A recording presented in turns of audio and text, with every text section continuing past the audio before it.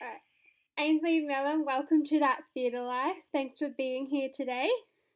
Thank you for having me. Pleasure. This is the first time we are seeing this production of Cinderella in Australia.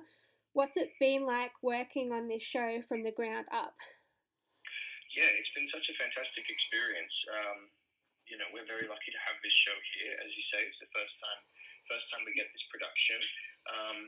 It's been such a joy working on it, particularly working with Shubshri, because Shubshri and I have worked together before, but we've never had the pleasure of building a show from the very start. So, we do the whole rehearsal process together and open the show together.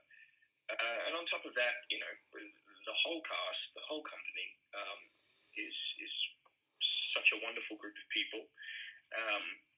And it's sort of a pleasure to come to work every day, which, I feel like that's a privilege. It's not something that maybe you can always say, but I'm always so thrilled to come to work. So, yeah. Nice. It's like you're living the dream. Yes, very much so. Very much so. Yeah. And you play Prince Topher. Do you see any of yourself in him? Yeah. What I love about Prince Topher is that he has a really big heart, and he sort of struggles to access it, and he sort of throughout the show he's also struggling to understand who he is, and I feel like all of us have been through that. When we're growing up and moving into adulthood, we all have that moment of trying to figure out who we are, and we probably don't ever really truly figure it out. That's something we're always always questioning, even as we grow. So I feel like he's a very relatable character, and what I love about him is that the writing of the script, it expands on just the normal Prince trope. We all understand what Prince Charming is from the various iterations of this classic tale, but this show sort of expands on that and fleshes him out a little bit, and that's what I really love. Yeah, he's kind of different to your typical Prince Charming in a way. Yeah. He sort of has the normal qualities that you would expect, but then he's a little bit nervous and a little bit unsure, and he's scared of taking the throne. And it's really Cinderella that has to show him the way. So I think that's a nice twist. Yeah. Can you talk about the challenges of getting ready to do the role and the rehearsal process? Yeah. Well, this show stylistically is a little bit more classical in terms of the music, in terms of the singing, and it's probably not something that I have done to this extent on stage before. The other shows that I've done, they have elements of it, but this firmly lives in a more classical style. Beautiful writing by Rodgers and Hammerstein. So that was definitely a challenge, just making sure that we were nailing that style musically. And then the script in this show is particularly, I think it's funny. I think it's really charming and really funny. But with that comes the comedy is a pretty tricky skill. So it's been fun trying to navigate the script and really understand where the laughs are and how to get the laughs, and also where the sincere moments are and how to play those. Yeah. Do you ever have a moment where you're trying hard not to laugh at someone else that's delivered one of those comedy lines? Oh yeah, all the time. Things happen all the time on stage where you have to hold it together. Today I lost a prop on stage, and so that was sort of crucial to the scene. Yeah. But you just you gotta hold it together and move on. Yeah. What is the first thing you do to research and approach a role? That's a great question.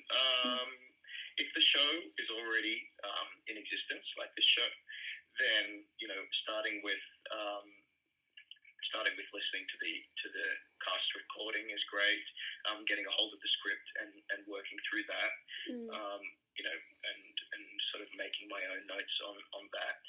If it's a new piece, then sort of just taking the themes and the and the subject of the show and doing a bit of my own research.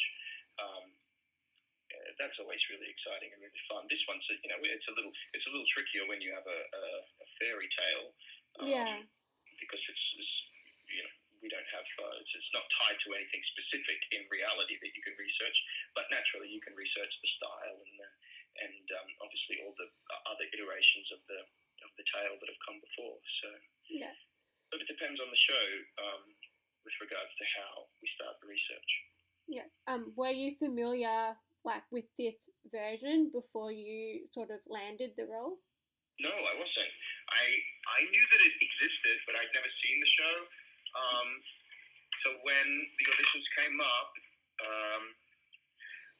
I got a hold of the script and read it for the first time, and I was genuinely delighted to see the changes that they'd put into it.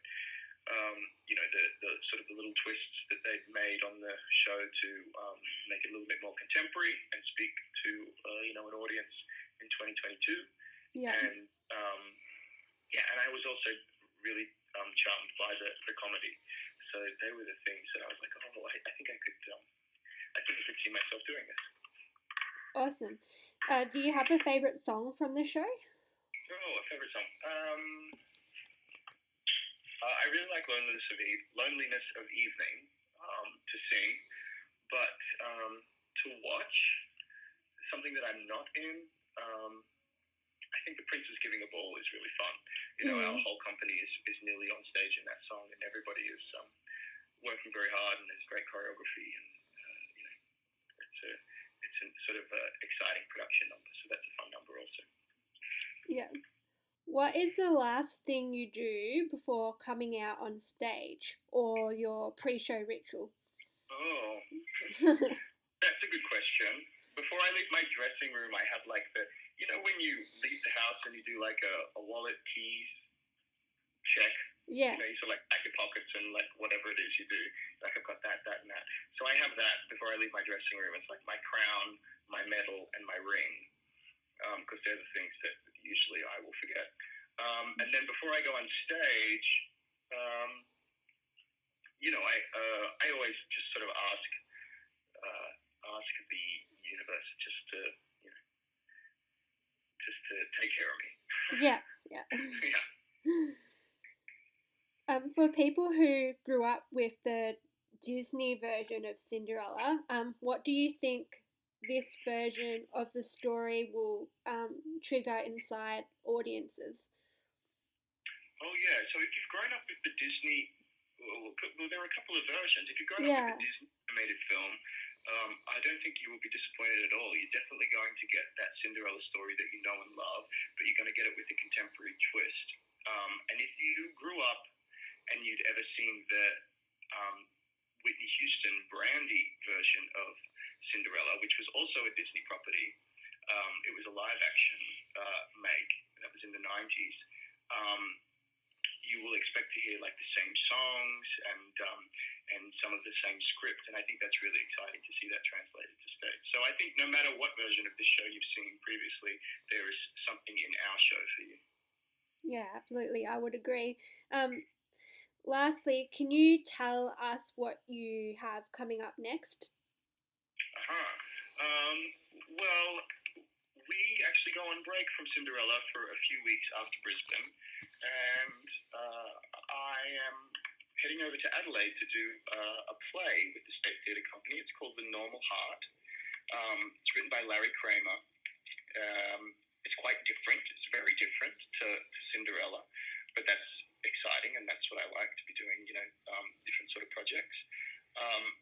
So I'll be over there for about 6 or 7 weeks